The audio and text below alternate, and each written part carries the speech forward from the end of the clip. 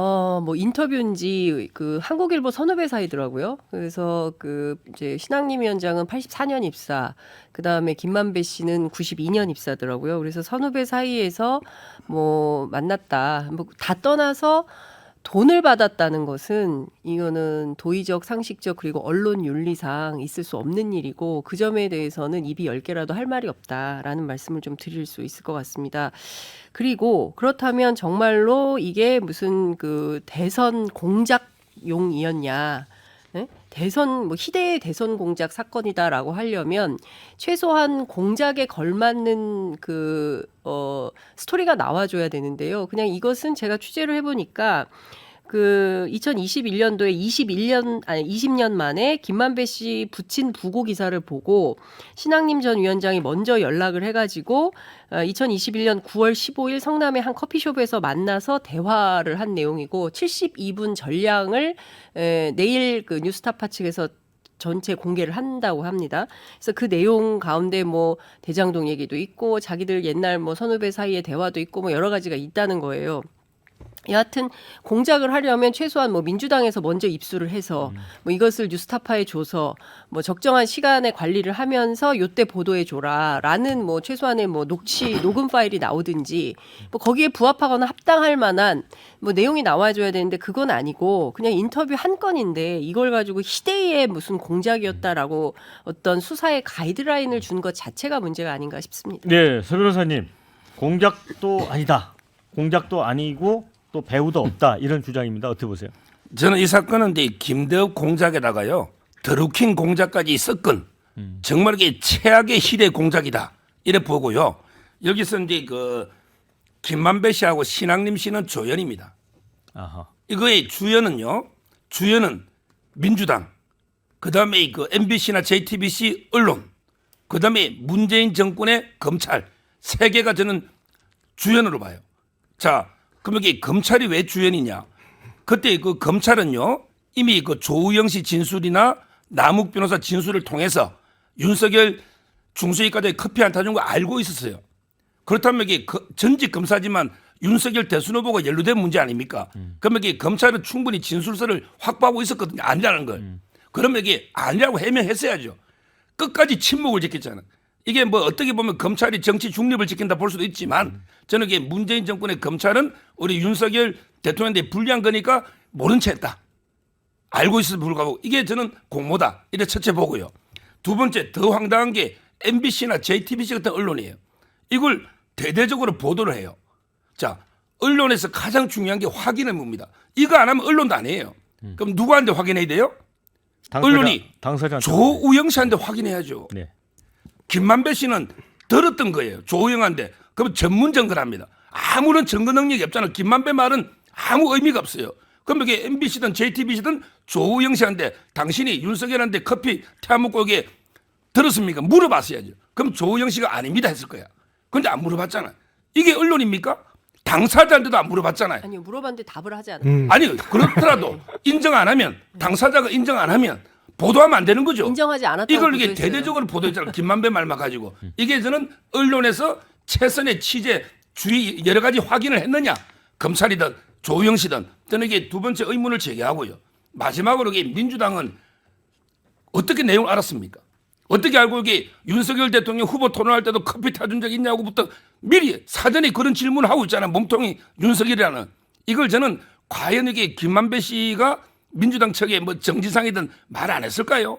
신학림 씨는 말 안 했을까요? 저는 민주당이 알았으니까 대대적으로 미리 질문이 나오잖아요. 폭로 대선 3일 이전부터. 따라서 이 세 가지 이유로 저는 몸통 따르고 있다 봅니다. 우리 조 부위원장이 세게 반박하셔야 될 것 같아요. 일단은 그게 허위인가요?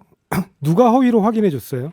조우영이 부인한 걸 수도 있어요. 왜냐하면 그 윤석열 당시 검사, 그다음 박영수 당시 변호사, 그리고 이들이 그 부산저축은행 사건에서 일정 부분 수사를 무마해줬다는 의혹에 관해서는 그 이전에 수많은 보도와 녹취록에서 내용이 확인이 됩니다.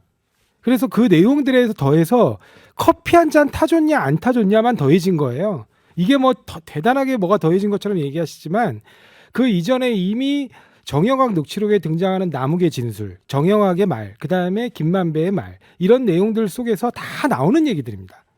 근데 거기 하나만 더 더했을 뿐이에요. 그리고 이 부산저축은행 사건에서 윤석열이 당시에 수사팀장으로 있었습니다. 윤석열 당시 검사가. 근데 이 사건 수사가 사실상 덮어주기 수사였는지까지는 모르겠어요. 그거는 수사를 오히려 해서 조사해서 밝혀야 돼요. 근데 적어도 부실 수사인 점은 다툼이 없습니다. 왜냐면 그때 당시에 이미 조우영이 대출 브로커 역할을 하면서 20억 원 정도를 수수했다는 거는 계좌 추적 결과로 다 나왔어요. 근데 이권 조치하지 않았습니다. 얼마나 이게 간단한 수사였냐면 그 이후에 채 2년도 되지 않아서 수원지검에서 그 부산저축은행 수사 기록만 가지고 추가로 조우영을 입건합니다. 그래서 처벌을 해요, 실제로. 그러니까 이 사건 수사가 얼마나 부실 수사로 흘렀는지를 단적으로 보여주는 거예요. 거기에 대해서 윤석열 대통령은 말할 자격이 없어요. 일단은 부실 수사를 한 그 주체이기 때문에. 그 다음에 이 건 관련해서 지금 뭐 이거를 희대의 정치 공작, 그 다음에 막 그렇게 뭐 조작하고 왜곡된 보도 이렇게 얘기하시는데 이 건 그렇게 막 뉴스가 많이 나오지 않았습니다. 오히려 그때 당시에 가장 큰 뉴스는 이른바 대장동 그분 뉴스예요. 대장동 그분 그 녹취록에 있다고 하지 않았습니까? 그거는 당사자한테 주관적으로 기억나냐 안 나냐의 문제가 아니라 녹취록이랑 물증을 확인해 보면 돼요. 근데 그걸 확인조차 하지 않고 마치 확인한 것처럼 녹취록에 대장동 그분이 등장한다. 이렇게 해가지고 동아일보에서 첩보를 쏘고 그 다음에 온갖 그 종편과 그다음 지상파 방송 그 다음에 모든 언론사들이 집중포화를 쏴댔습니다. 그래서 그 지난 대선은 이른바 대장동 그분이 누구냐 아니냐에 따라 판가름 난다고 할 정도로 이슈가 된 사건이에요. 근데 그게 결국 아무 근거 없는 허위 보도인 게 밝혀졌거든요. 만약에 이동관 위원장이 이번에 국회에서 하신 말씀대로라면 동아일보 당장 폐간하십시오. 네, 우리 부대변인. 네, 뭐 이런 정도의 사건이 밝혀졌는데 이거를 대선 공작 게이트가 아니라고 한다면 뭐 대통령 바꿔치기 프로젝트 뭐 이런 말을 붙이면 될까요? 뭐 어떤 부분에 있어서 이게 공작이 아니라고 하는지 제가 이해를 할 수가 없고 조금만 말씀을 드리면 당시 대선을 3일 앞두고 녹취록이 공개가 됐습니다. 그래서 그 녹취록 내용의 핵심은 당시 윤석열 대선 후보를 대장동 게이트의 몸통으로 조작하는 이런 허위 사실이 왜 조작이라고 들어있었던 그러세요? 거죠. 아직 확인된 거 말씀 없습니다. 마치고 좀 해주십시오. 예, 몸통으로 조작하기 위한 허위 사실이 담겨 있었고요. 다시 말하면 윤석열 후보의 지지율을 내리기 위한 허위 사실인 거죠. 그리고 그 인터뷰를 제공했다고 하는 이분 뭐 언론인 맞나요? 제가 어쨌든 이 신앙님이라는 사람은 뒷돈을 받은 게 밝혀진 것입니다. 그렇기 때문에 지난 대선 전국에서 가장 휘발성이 높고 국민적 관심을 많이 받았던 이슈가 대부분의 사람들은 대장동 게이트라고 말할 것입니다. 그런 점을 본다면 저는 이 사건이 그 이슈의 당사자를 이재명 후보에서 윤석열 후보로 바꾸기 위해서 부동산 투기꾼, 언론사 그리고 정치권의 일부 인사들이 어떤 일종의 콜라보를 해서 어떤 공작성 음모를 꾸몄다고 충분히 볼 수 있고요. 제가 언론에 대해서 좀 한 말씀 드리고 싶은데 저도 이 당시 이 뉴스가 났던 시점이 기억이 나요. 당시 저도 대선 캠프에 있었기 때문에 이 주말 저녁 시간대 이제 이 뉴스가 나오고 나서 이례적으로 이제 이 단독 보도가 뜨고 나니까 특정 언론들이 바로 요걸 받아서 전방위적으로 배포를 했거든요. 그리고 그 다음 날 이제 모든 포털의 최상단에 이 허위 녹취록 사건이 당시 이제 올라가 있었고 윤석열 당시 후보 캠프의 의견을 대변하는 뭐 반론 기사는 제 기억으로는 채 10%도 되지 않는 비중이 있었습니다. 그렇다고 한다면 이 사건 자체가 실질적으로 대선에 영향을 미친 것이에요. 그러니까 득표율에도 영향을 미쳤고 표를 날아가게 만든 것이거든요. 그리고 그 중심에는 오마이뉴스라든지 특정 뉴스들이 분명히 어떤 역할을 한 것인데 이런 것들이 단순히 공작이 아니다.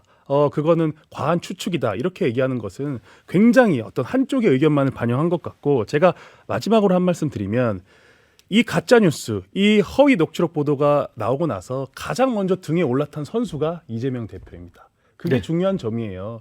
이게 올라오고 나서 바로 그 다음날 아침에 트위터를 했고 얼마나 토론에서 대장동 게이트의 몸통이 윤석열 후보라고 공격을 많이 했습니까? 왜냐하면 사람들이 볼 때는 진짜로 토론에서 그 강직한 윤석열 당시 그 검사 출신의 후보가 대출 브로커한테 커피를 타줬다? 이런 얘기를 사실로 들으면 표가 우르르 날아갑니다.